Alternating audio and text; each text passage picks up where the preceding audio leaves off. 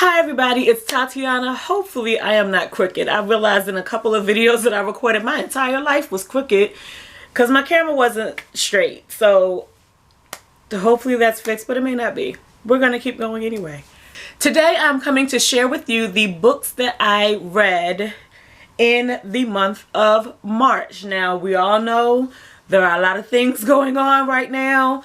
And for a lot of us that has affected how we are reading, or how much we're reading. I experienced that a little bit at the very beginning of the month of March, just with the level of stress and concern / worry that I had going on. And pretty much after the first week of March, I kind of want to call March a year, so the first week would be a month. After the first month of March, I had come out of it, and surprisingly, the books that I read in the month of March, for the most part, were heavy reads. But I really had a good time reading them. Very weird. I know this is very different from what a lot of other people are experiencing, and if you are experiencing like the same anxiety, frustration, issues that some of us are experiencing, I encourage you to go look at other people's videos during this time. A lot of people, when they're doing their videos, are taking that into account and just being open and honest about sharing where they are and what they are feeling with us as a community. So you are not alone. Yeah, that's what I have to say about that. So on to the books that I read, because I could keep going. The first book that I finished in the month of March, I started it in February but did not finish it. That was A Phoenix First Must Burn. This is a collection of 16 short stories that was edited by Patrice Caldwell. There are 16 authors in this short story collection, and this is a really nice way to get to experience authors that you haven't experienced before, and that's one of the things that I enjoyed about this collection. All of the stories were not a hit for me, but a good number of them were, and yeah, thoroughly enjoyed this. I do have a review of this on my channel. The next book that I read was Brown Girl in the Ring by Nalo Hopkinson. I also have a review of this, and I wanted to add what I did not mention in my review because I was watching someone else's review of this and I realized that not an issue, but something that they said that was not an issue for me may be an issue for others. There are some very graphic and gruesome scenes in here when it comes to some of the retribution that takes place and some of the actions of a couple of the characters in the novel. So just as a warning, if like, I'm not into slasher films, but I have no problem reading it. To an extent, it weirds me out a little bit, but I'm okay with it. So particularly there's some detailed flaying that happens, and for those of you who are familiar with Buffy the Vampire Slayer, the scene where Willow becomes Dark Willow and completely flays a character in the series is one of my favorite scenes ever in Buffy the Vampire Slayer. Like, legit. When that scene happened in the actual showing of the series, I was recording the series so I could watch it later because I had stuff to do at church or at school, and I rewound that happening over and over again, partially because of what it took with CGI and like visual effects to make that happen, and then other because it was so cool. So definitely not something that I want to happen to me, but I realized after watching that person's review, and I can't even remember whose review it was now, I'm sorry, but even after watching that person's review, I realized that may be an issue for some people. Like, even to this day, if I put that disc in for that season, I will watch that scene. It's literally like 4 seconds. I will watch it over and over. So I don't know what that says about me, but yeah, it didn't bother me in the book, but it may bother some other people. So there are some gruesome scenes and details of medical things in the book. So if that bothers you, I'm not saying don't read it. I'm not saying don't read it. You've been warned.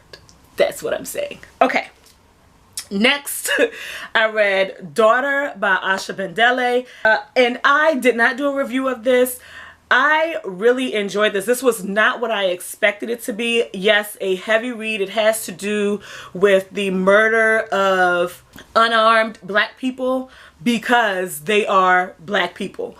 This was written, I want to say, in the 90s, and I partially remember I think why Dee Dee suggested this to me, because she read Stand Your Ground by Victoria Christopher Murray and she wasn't a fan of it and said that this was better. I am going to beg to differ. Not that it wasn't a better written novel, but it's two different genres, two different types of authors, and two different perspectives. Did I enjoy this? Absolutely. Was this touching and gripping and heartbreaking? Absolutely. There's so much that's shown and given with how we got to the point of where we are with the relationship between mother and daughter when this story is going on. If you're not familiar with this, the daughter of the main character in this story is shot by police while she's out at a park running because physically she matches the description of someone who just robbed a store. And the effect that happening has on the community, it says a lot about the pathology and mindset of the community when these things happen. And even though I think this was written in the 90s, the pathology and mindset is the same, where there's a little bit of this shouldn't have happened, why did they do this, and killed by a white officer, why did they do this, and then they being the police officers, they should not have done this, and then also, well, what was she doing out, running at night? So it's like, no, the police officer shouldn't have done this, but we're going to blame the victim a little bit too. That's something that still goes on to this day. And regardless of, it shouldn't be an issue to go out and exist in humanity because you're black at a time where someone else may not have chosen to do the same thing. That's what I'm trying to say. Anyway, thoroughly enjoyed this. I'm not sure, I'm a little ambivalent about the ending. But I really enjoyed and it sounds weird to say enjoyed, but that's what it was. I really enjoyed the look that we get into the development and the trials and things that the mother went through before getting to this point, and just the attempting to continue to stay strong and try to adapt to trial after trial after trial, and new difficult situation after new difficult situation. The effect of coming back home and not being able to find work, the way that soldiers who served in Vietnam were looked down on by the community when they came back to the U.S. All of that. There's so much of this that, yeah, this was great. Then it was like towards the very end of the month when I finished that, and so I was like, well, let's pick up something that I have a short story collection. Let's pick that up. So I picked up Crick Crack by Edwidge Danticat. This was another suggestion years ago by Dee Dee over at Brown Girl Reading, and I don't know what I thought this was going to be, but it was so much more than whatever I thought it was going to be.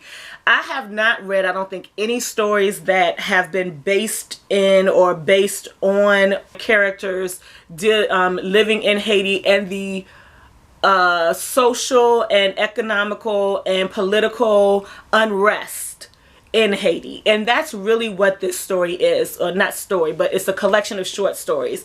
And for me, that's what they were. It was the perspective of people fleeing the unrest to safer portions of Haiti, attempting to flee to come to the U.S. from Haiti during this unrest. And it's those different stages: fleeing to another town, fleeing to the U.S., getting to that other town, living there, and dealing with life there, and generations later changing, and then also getting to the U.S. and the differences in culture between the U.S. how the U.S. black people live their lives and how Haitians live their lives and how the generations have difficulty meeting or dealing with those changes. This was so good. Some of the stories, some of the people are connected, and once I got to that, I was like, oh my gosh, this just makes this even better. Yes, I have Breath, Eyes, Memory, and I think that was written before Crick Crack.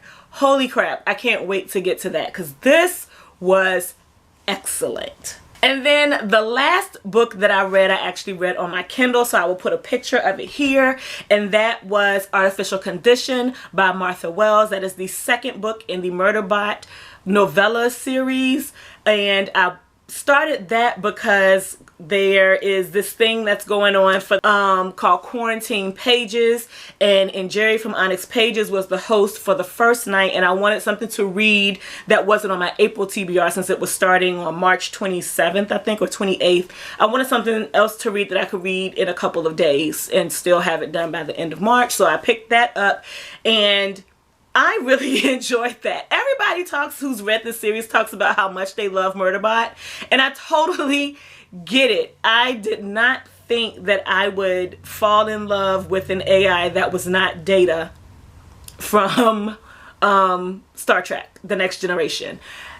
I love Murderbot because of Murderbot's sarcasm, Murderbot's vulnerability and understanding their vulnerability, and then you also get to see some interaction with other AI, and while that is something that's kind of taboo, it happens, and how that is used and the interaction between two AI that have two different personalities, and thinking about AI having personalities.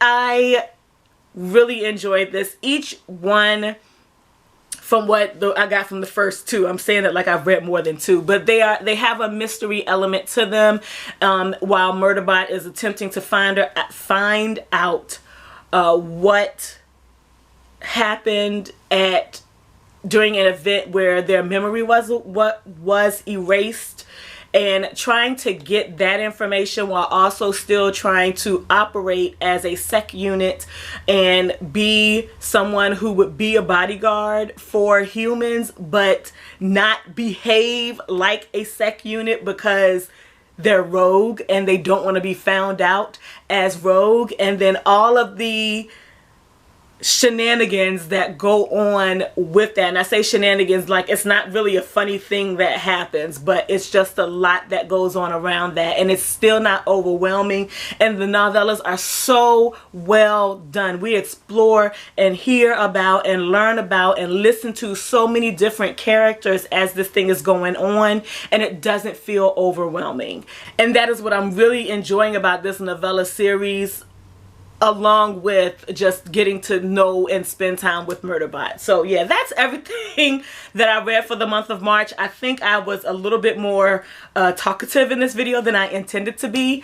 My bad. But hopefully you enjoyed. I do plan to do a video about or for books to read while in quarantine, but as you can see, my choice of books is a little bit different from other people's choice of books because I am reading a little bit more heavy topics, little heavier topics or things. So because of that, I'm going to do my own video regarding that or around that and put that into the atmosphere, and hopefully that works for people. I'm gonna go again. I keep talking. Thank you all for watching, and have a good weekend whenever you see this video.